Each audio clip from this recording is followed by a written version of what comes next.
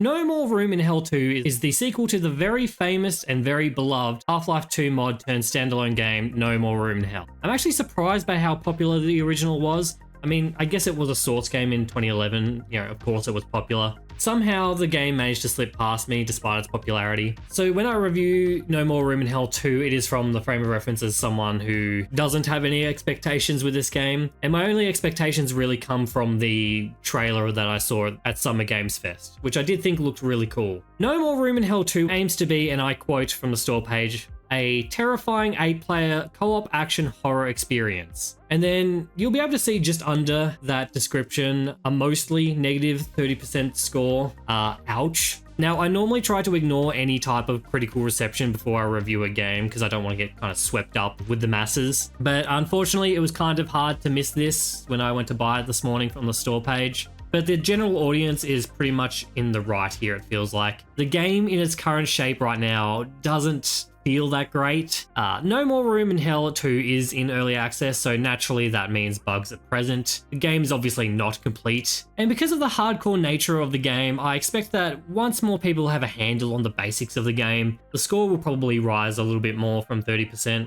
But for me, I can't in good conscience recommend the game in its current state. Of course, early access means that it could eventually become good, and if that's the case, then I'm happy to revisit the game in the future, but as it stands right now, the game, it's just not there yet. So let's get a bit more in depth why No More Room in Hell 2 doesn't work. The basic premise of the game is that you enter the game alone in the dark. There are 7 other players somewhere on this giant map, and you all have to work to meet up to complete the main objective of the map, which as far as I know is the same every time. It is to stop a nuclear power plant meltdown from happening. Now, where it gets a little spicy is that there is permadeath in this game. You are given a character that you can level up and choose perks for, but if you fail and die, that's gone. They're gone. And as far as the game premise goes, this has the sauce. It's a good start. This was pretty much the reason that I wanted to try this game. It feels like it's just doing something a little bit different, but the game just kind of falls apart when you actually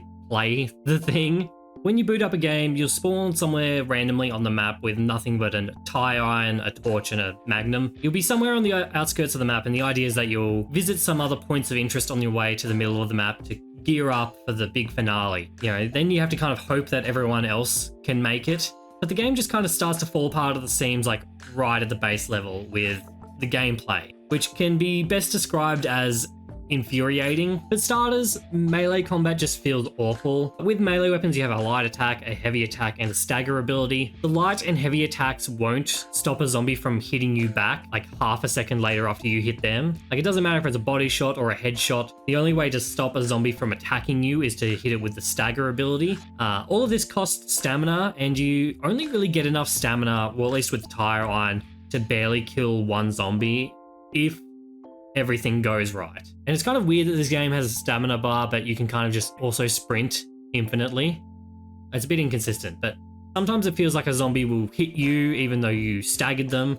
They can grab you or sometimes hit you from way too far away. And even if you somehow hit the stagger button while they're doing the grab animation, it's uninterruptible and they'll just grab you anyway. Hit animations just sometimes don't happen. I got hit once by a zombie that was just not even looking at me. Look, melee all in all is a bit of a wash, and that's kind of just compounded into a more hellish experience by ping and lag. I'm not sure what server region I'm connecting to, but I'm getting around 140 latency, and the game it feels borderline unplayable. Now, some games can be playable on that kind of ping, but No More Room in Hell 2, it just isn't one of them. I actually had to go and look at some gameplay from different creators to see if it actually was like that or it was just me. And, my first thought was when seeing someone else's gameplay, it was just, wow, I wish my gameplay looked like that.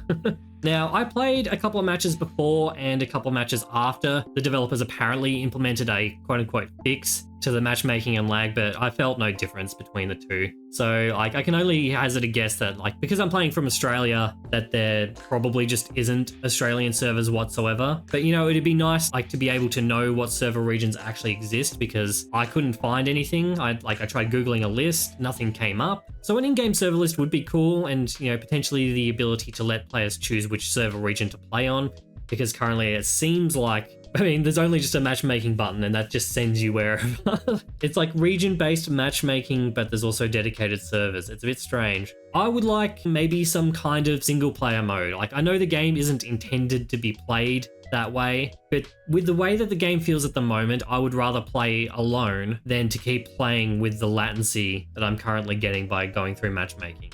Because melee combat in general just feels so wrong and so unresponsive, but it just feels even worse with the ping, which is such a shame because this game was made by Torn Banner Studios, and this is the studio that brought us one of the best melee combat games of all time, like with Chivalry, and it boggles my mind, honestly, that this part of the game feels so wrong. While gunplay feels slightly better, like with the latency, it's still not great. I had a couple of times where bullets just wouldn't register. Like, the zombie AI can be super buggy as well, which leads them to like moving unconventionally, but sometimes they just kind of like teleport as well, which makes it hard to shoot. It's not just the zombie AI, but like behavior in general just feels really wrong. It's hard for me to gauge if like any kind of stealth is a viable option in this game. There is gear that supposedly reduces footstep sounds, so I'd imagine stealth is supposed to be viable, but I can be like crouch walking from ages away or even standing still in the dark and zombies will find me. Sometimes it feels like they're attracted to my torch, other times it feels like they just have night vision. It feels inconsistent, and it's compounded by the fact that when you're doing an objective, it does feel like a zombie horde will just straight up teleport to your location rather than organically show up. It's not something I can like really prove, apart from some small instances of like single zombies just showing up in places that they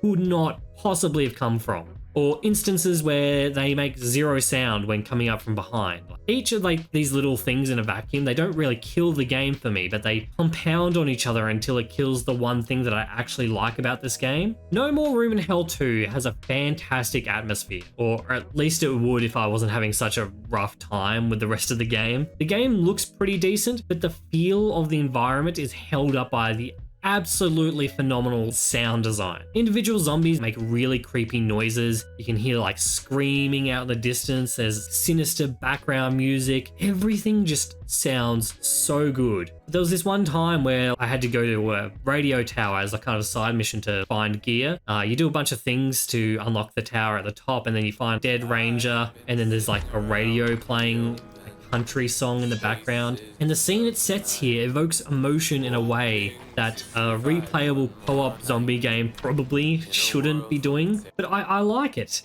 As a player walking throughout the map, I feel like the game is going for a survivor, hopelessly outnumbered, trying to get by, where every encounter and how I approach it matters feeling. But what I feel like while playing the game is that I don't get to choose how these encounters happen. They're just kind of thrust upon me by a zombie that spotted me 100 meters away while I was standing still in the dark with my torch off.